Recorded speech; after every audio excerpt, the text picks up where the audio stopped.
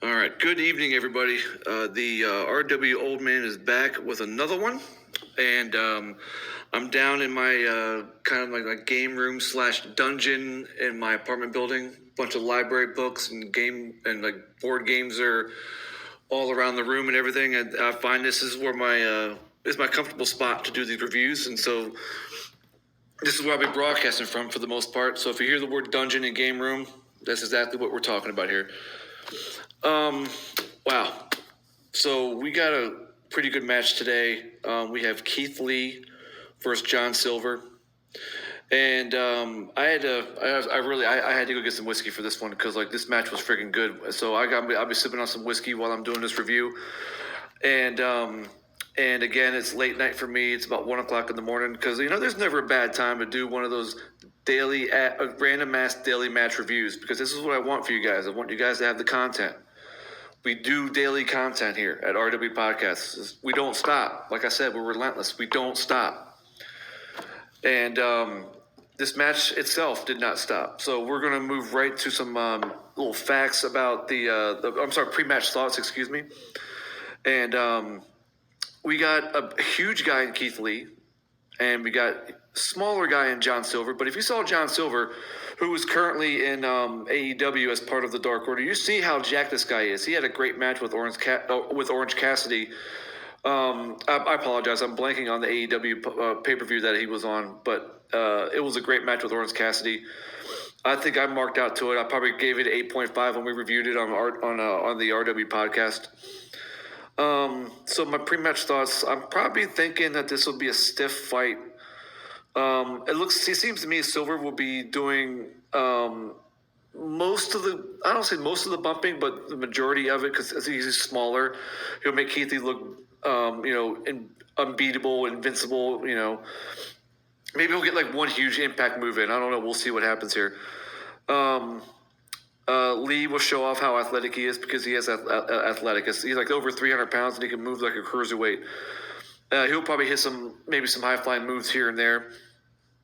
And I expect that Lee will get the win, but it will be a win that comes out of nowhere. So that's my prediction for the match. And I want to talk about Beyond Wrestling. This is the company they're wrestling for, and I got some notes about it I took down. And bear with me here. I got to find the screenshots. But it's a very unique company.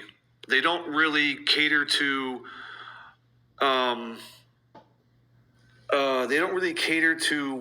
What you would think a regular company would do. Most regular companies want to create stars for themselves and not share them as too much. So I was reading this article here, and Drew Cordero, he owns the company, and what he wants to do is create a symbiotic / parasitic kind of format, and it's based not necessarily in keeping all the stars for himself, but he wants to not only advance the stars' reputations, like a rookie coming in for some experience or a veteran maybe who is on his last run or hasn't got their due somewhere else. He wants to advance wrestling's art. So he's basically like, it seems to me like this is where guys come to hone their skills or to continue if they can't get a shot in the big leagues like the WWF or AEW or something like that. There aren't any titles in this company, but statistical achievement is measured through a win-loss system, a plus-minus system, where a win is worth 1 point and a loss is worth -1. There's also a strong emphasis on character traits in the ring and outside of the ring, and there's definitely feuds and stories. And they culminate at shows like this. This is Americana 16. This is where this match takes place. And they also have like a bit of the Ring of Honor kind of like show of respect kind of thing. This is my first match I ever watched for this, so I don't know exactly how in depth this goes, but it's very interesting that they're not worried about having titles. I thought that was really strange. Well, not strange, but very different and unique. And of course they have the wins losses that actually mean something. I don't know if it leads to anything, so it'd be something to keep track of. Maybe I'll find it on a streaming network somewhere and keep track of it. But so this card again is the Americana 16. By the way, this company is based out of Bridgewater, Massachusetts, so they're up in the Northeast. And this match took place on July 31st in 2016 in the Fett Music Hall. So a lot of wrestlers have come through this company. So obviously Keith Lee, he's in NXT, or I'm sorry, he's on the Raw main roster. And then John Silver is part of the AEW as part of the Dark Order. But wrestlers like Johnny Gargano and Joey Janela, Jordan Grace, Orange Cassidy, MJF, among others, have passed through this company. And so that so watching this match, it's no wonder that guys like these are wrestle how they do.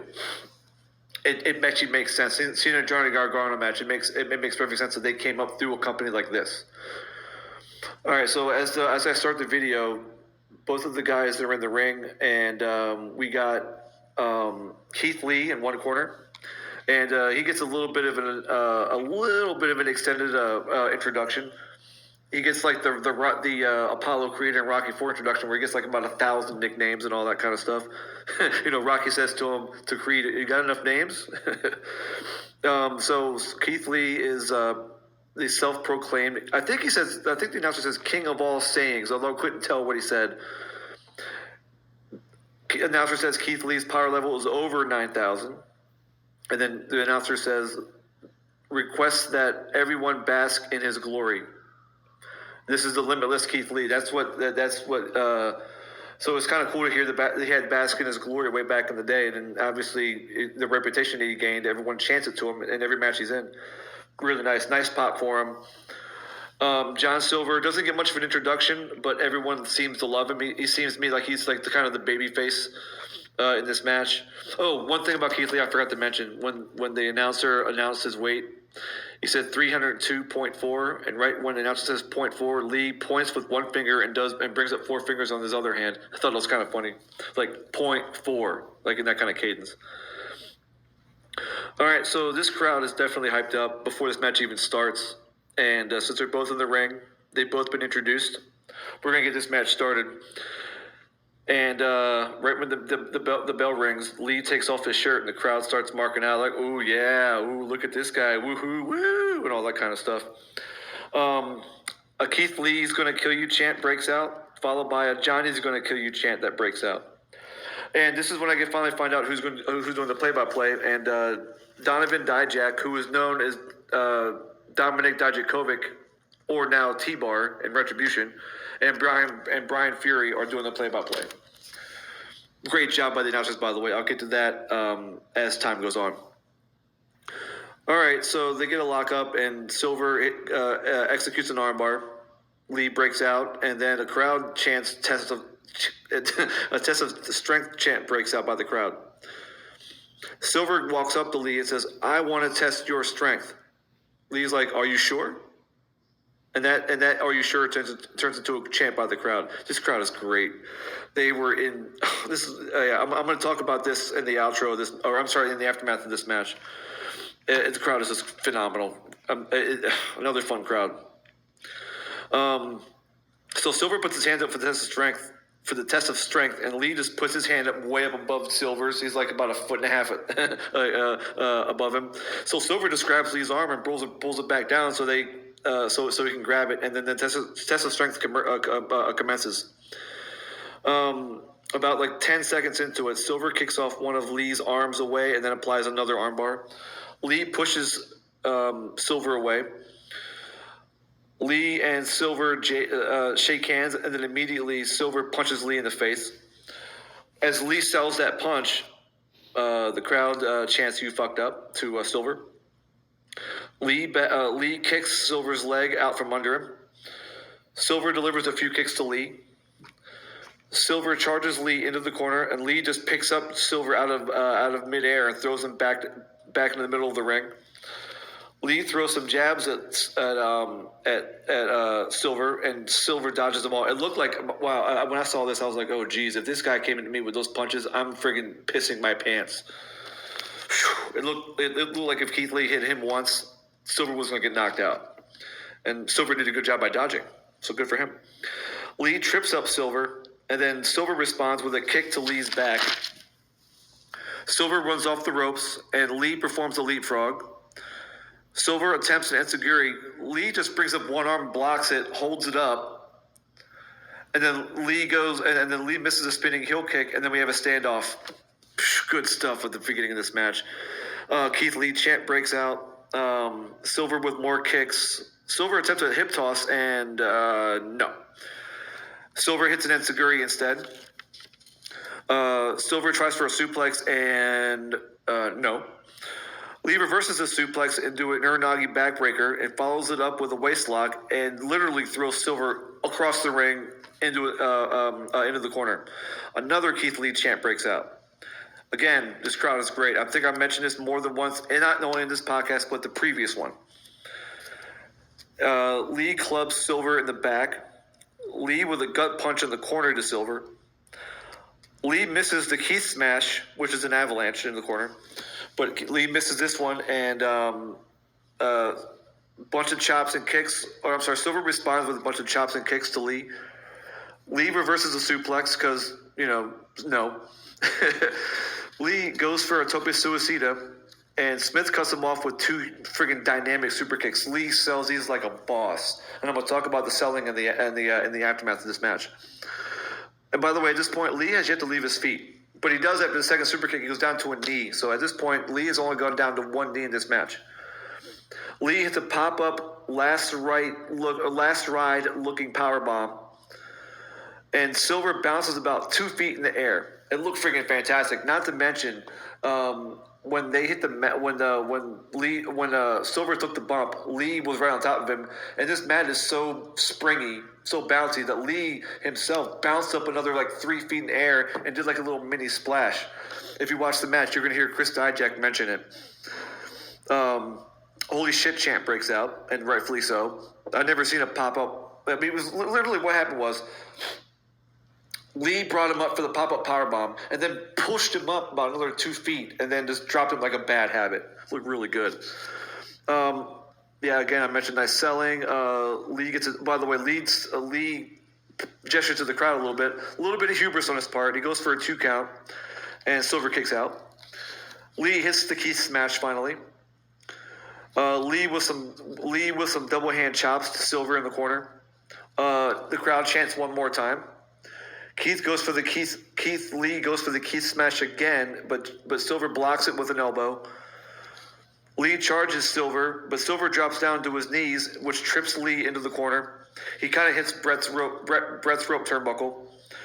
Silver starts to fire up and hits a hip toss on Keith Lee. A freaking hip toss. Wow. Silver is on fire now. He's done some running strikes to Lee in the corner. But on the I think it was the third strike in the corner, like a forearm strike, Lee responds with a huge lariat, and Silver does that little Rikishi bump where he kind of like goes horizontal and does a flip in midair. Lee gets a 2 count after that. Lee hits this great F5 jackhammer combo. It's exactly what you imagine it looks like. Lee gets a 2 count after that. I'm going to talk about the camera view. The camera is like kind of like above the ring. It's not really a hard camera, but all the cameras seem to the hard camera seems to be above the ring a little bit and aimed down, not straight at the ring, and it gives like a kind of a unique look to the match. If you go back and watch this match, you'll probably like see what I mean. Keith Lee goes towards the turnbuckle, and the crowd starts to chant "Fly, Keith, fly," and of course, Keith Lee climbs to the top rope. Silver intercepts Lee on the top rope. Silver tries for a superplex, and both wrestlers start to exchange punches and elbows while they're on a turnbuckle. Silver eventually hits the superplex on Lee for a nice 2 count, and the crowd chants "This is awesome," and rightfully so. These guys are just giving to each other. At this point, I'm just starting to think, like, these guys are just giving to each other. This match is freaking fantastic. Lee is letting Silver hit these impact moves, and Silver is selling like a boss for Keith Lee's high impact moves. This is great stuff. Silver with a yes kick to Lee, and a couple of yes kicks to Lee's chest, including a Karate Kid crane kick. Kind of silly, but it was fun. Lee attempts another pop-up powerbomb, but Silver reverses it into a code red and the 1, 2, 3, and Silver gets the pin at 11 minutes and 40 seconds. After the match, there's a show of respect. They shake hands and they put themselves, or then Lee gestures to Silver to put him over. Both guys walk out of the ring to chants of their own name. And holy fucking crap! I mean, all right, awesome stuff. I'm going to talk more about the match itself in the outro, but I got, or aftermath, excuse me, but I got some announcer quotes. So the announcers are Brian Fury and Chris Dijak, and I don't know what the hell Chris Dijak is doing in WWE right now. After I read some of these quotes, I'm going to talk about the announcers later, but Chris Dijak, wow. Dominic Dijakovic, aka T-Bar, whatever. These announcers were on fire. These announcers were on point, and they in turn made me laugh. They made me feel like I was part of the match, and they got me, just got the intensity up and got me fired up. Okay, so these are just random quotes throughout the match, in order of the match too. So this is chronologically speaking. All right, so before the match even starts, so while they're chanting while the crowd is chanting whoever's going to kill somebody.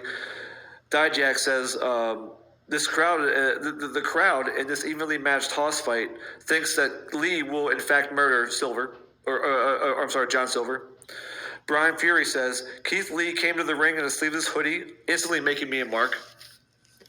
Lots of insider talk, from these guys, by the way, and you'll hear it throughout these quotes. And if you watch the match, you'll hear even more. Brian Fury says, "Who has the upper hand in this test of strength?" And Dijak says, "John Silver does, yeah." In reference to Keith Lee, Dijak says, "I felt his power. I will bask in his glory," putting over both superstars. And during the standoff that happened in the earlier in the match, Dijak says, "What the hell is going on?" And of course, we had just seen Keith Lee do a leapfrog and a spinning heel kick. This is a guy's 332.4 pounds doing these moves, and Dijak is responding to it. Great stuff. Dijak says when they go to when both Lee and Silver go to shake hands, and Silver smacks Lee in the face, Dijak says Silver refuses to bask in the glory of Keith Lee. And the reference to Silver attempting a suplex, Fury says might have gotten a centimeter off the ground. And also in reference to the suplex, Dijak says, "I don't like the odds of him," or I'm sorry, "I don't like his odds." And Dijak says, "Jesus Christ," because Silver just got thrown across the ring via that waist lock. And then Dijak follows up by saying, "I think I saw that once in a strongman competition." Dijak says, "Oh, God, no! Someone's going to die!" when Keith Lee is attempting that tope suicida. Dijak says, "Oh, my God, Jesus Christ!" when Keith Lee does that pop-up last ride combo. Fury says, he threw a man into the air after he already had him on his shoulders," in reference to Keith Lee's pop-up last ride combo. Fury follows up by saying, "Referee is checking on Silver, and rightfully so, after the pop-up last ride combo." So again, another reference to the last ride pop-up last ride combo. Fury says, "You know what they say, more guts than brains," and that's just because that Silver had just kicked out of the pin attempt after that combo. Dijak follows up with, "I don't know if that's what they say, but that's what I'm thinking." Dijak says, "And fuck," when Lee just did a double chop to Silver's chest in the corner. Dijak says, "Crowd chants one more time because they are the most sadistic sons of bitches in the history of the world." And then he follows up by saying, "This crowd will want one more time after this one more time." Fury says, "Don't stand on the tracks when the train is coming through," in reference to Keith Lee clotheslining the crap out of Silver. Dijak says, "I felt that thing, that jackhammer thing. I felt it. I don't know what it's called. I just experienced its wrath," in reference to the jackhammer F5 thing. Dijak says he bounced into a mini splash in reference to Keith Lee bouncing about 3 feet off the ground. on that F5 jackhammer combo, because Keith Lee did. He bounced about 3 feet in the air and then splashed him. It's kind of like a little extra combo hit. Dijak says, knock it off. Cut the shit when Lee goes to the top rope. Dijak says, is a superplex easier or harder to perform than a regular one? Referencing the failed suplex from Silver earlier. Dijak says, well, see you later. I'm not going to have a ring to wrestle. I'm not going to have a ring to wrestle in later when Silver superplexes Keith Lee. And to me, that was the line of the match. Good stuff. Good job, announcers. Love you guys. Why does Dijak not have a mic in the WWE? He has a mask on, a Bane mask. He doesn't say anything. At least doesn't say anything relevant. Okay, so now we're going to go to the aftermath, and wow, good lord, what a fucking match. Okay, so before I go into more of the aftermath here, I got to rant about WWE and why they're so stupid right now. All right. Biggest problem with WWE to me isn't the superstars per se. It's not necessarily the creative, because they are being creative with some things, with cinematic matches and the Fiend and the Bray Wyatt / Fiend stuff. But you know what WWE is not doing? They're not giving the fans what they want for the most part. They aren't. All the matches are pretty much either.